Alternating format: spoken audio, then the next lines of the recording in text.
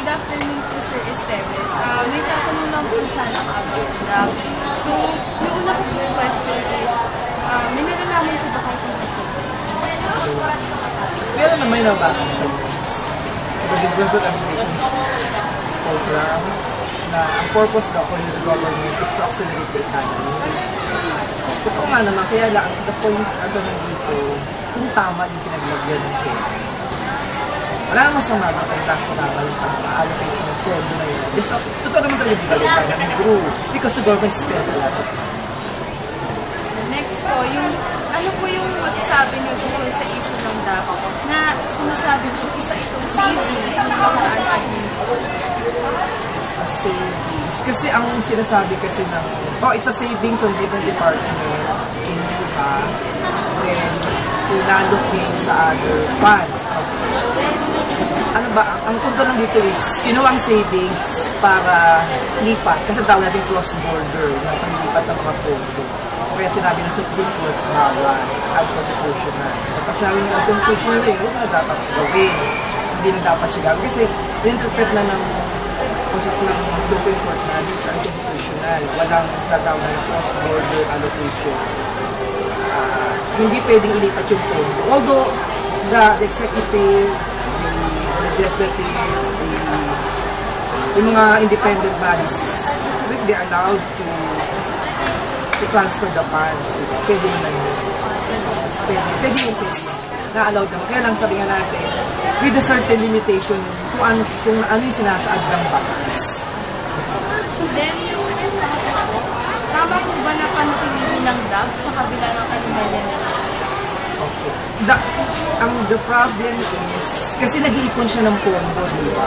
Maganda yun if the president himself is ano siya sa paglalagay ng tama sa pamilya, okay siya. Kaya lang, ang worried natin dyan is, what if kung wala ng si Pino and yung isang presidente Makati ang kamao, yun doon tayo magkakaroon ng problema.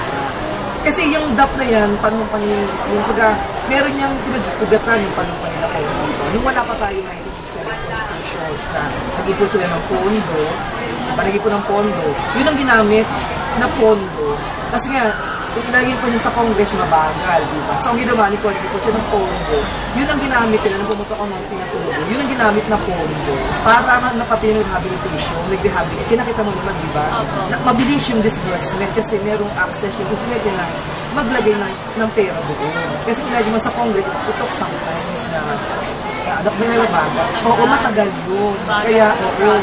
Kaya sabi natin, di ba, ang interpretation ng mga analysts dyan ito, diba, according sa batas, kapag ang isang batas ginawa, yung hindi kabati ng saligang batas, yung batas na yun ay baliwala. Ibig sabihin, hindi siya umaakma yung sa saligang batas, baliwala na. Oo, kasi hindi naman siya kabati, hindi siya kadikit na ng saligang batas. Kasi prior to ito, wala pa tayong 1980 sa Constitution. So therefore, yung sinasabi ni Pili na Department Order sa 8 yun, wala pa ang So therefore, yung batas na yun, baliwala kasi hindi naman siya kabati ng 1987 Constitution. Yung pa-online po dun yung sa about sa S.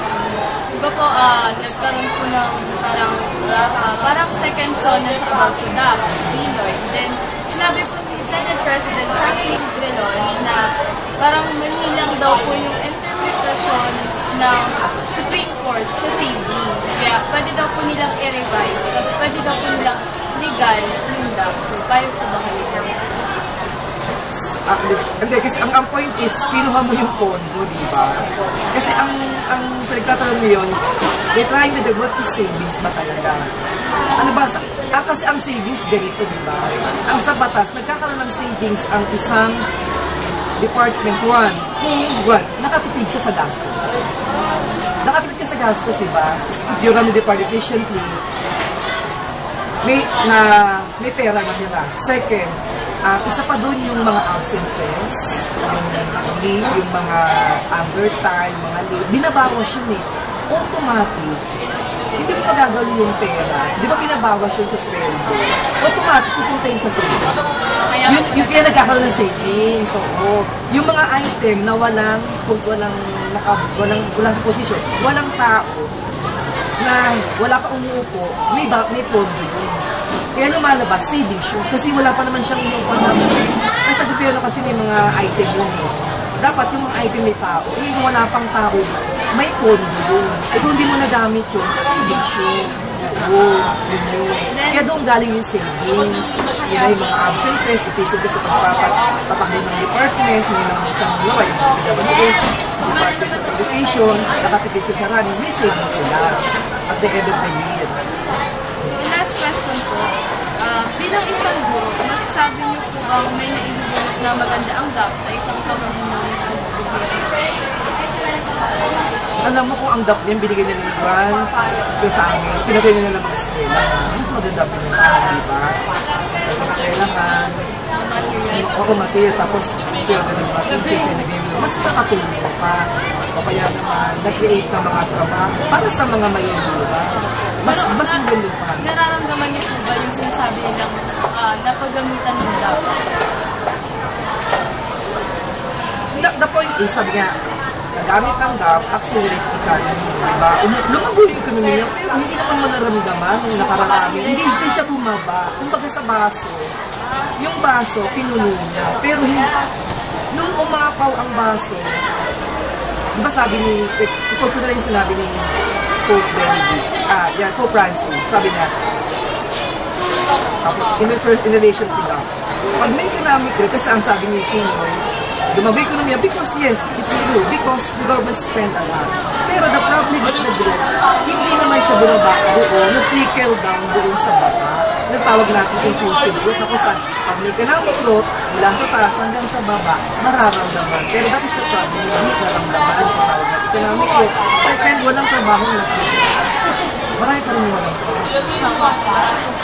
yun. Dapat yun, kung magkasabi ni Pope Francis, if this economic growth, ang baso, iba apaw, baba ang tubig. But the problem, according to St. Francis, dapat nagkaroon economic growth, ang baso, lumalaki ang bibig. So, asan ang tickle ba ito? So, yung